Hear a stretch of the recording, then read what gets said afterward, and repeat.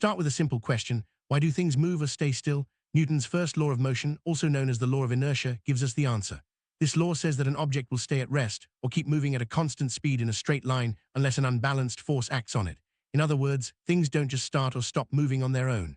There has to be a reason, a push, a pull, or some other force. This idea is the foundation of understanding how motion works in our everyday lives. Law of inertia is just another name for Newton's first law. Inertia means that objects resist changes in their motion. If something is still, it wants to stay still. If it's moving, it wants to keep moving the same way. This is why you feel a jolt when a car suddenly stops or starts. Your body wants to keep doing what it was doing before the car changed speed. Imagine a book lying on a table. If you don't touch it, it stays right where it is. That's inertia in action. The book doesn't move unless something pushes or pulls it.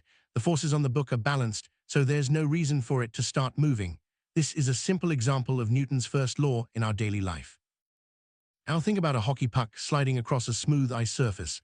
Once you hit the puck, it keeps moving in a straight line at a steady speed. If there's no friction or anything to stop it, it would keep going forever. This is inertia again. An object in motion stays in motion unless a force acts on it. Let's go back to our book. If you give it a push, it slides across the table, but after a while it stops. Why? That's because of friction. The force between the book and the table slows it down. If there were no friction, the book would keep sliding forever. This shows how forces can change motion. Have you ever been in a car that suddenly stops? You feel your body lurch forward. That's inertia at work. Your body wants to keep moving at the same speed the car was going. When the car stops, your body keeps moving forward until your seatbelt or the dashboard stops you. This is why seatbelts are so important. They provide the unbalanced force needed to stop you safely. If you're standing on a moving bus and it suddenly stops, you might lose your balance and fall forward. That's because your body wants to keep moving at the same speed as the bus. The bus stops, but you don't, unless you hold onto something or brace yourself. This is another everyday example of inertia. Let's talk about balanced forces. When all the forces acting on an object cancel each other out, they are balanced. For example, a book resting on a table has gravity pulling it down and the table pushing it up with equal force. The result? The book doesn't move. Balanced forces mean no change in motion. Now what happens when forces are unbalanced? If you push the book, your force is stronger than friction for a moment, so the book moves.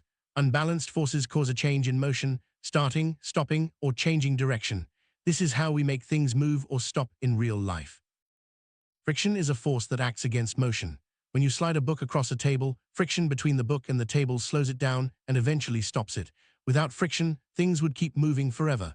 Friction is everywhere, in your shoes, in car brakes, and even when you rub your hands together. Gravity is another force that affects motion. It pulls objects toward the ground. When you drop a ball, gravity makes it fall. When you throw a ball up, gravity slows it down and pulls it back. Gravity and friction work together to change how things move around us. And no net force acts on an object. Its motion doesn't change. If it's at rest, it stays at rest.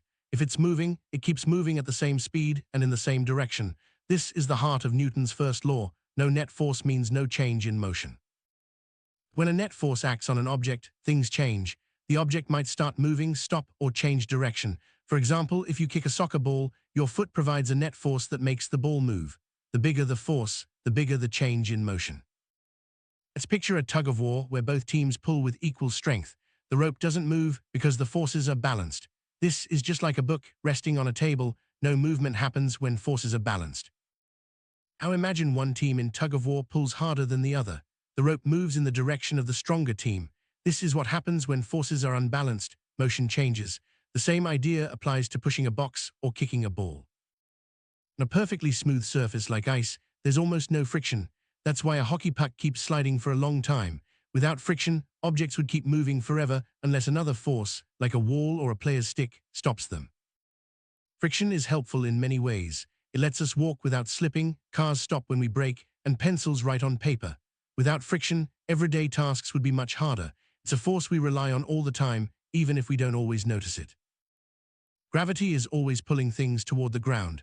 It's why balls fall, raindrops come down, and why we stay on Earth.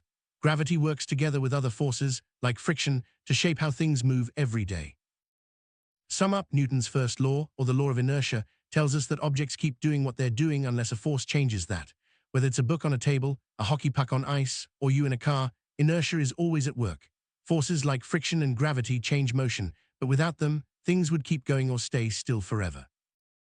Let's check your understanding. What happens to a ball if you roll it on a smooth floor and nothing stops it? Why do you move forward when a bus suddenly stops? Think about the forces at play and how inertia works in each case. These questions help you see Newton's first law in action all around you. Physics is full of amazing ideas that explain the world around us.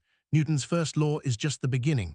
Keep exploring, keep asking questions, and you'll discover even more about how things move and why. Thanks for watching, and see you in the next video.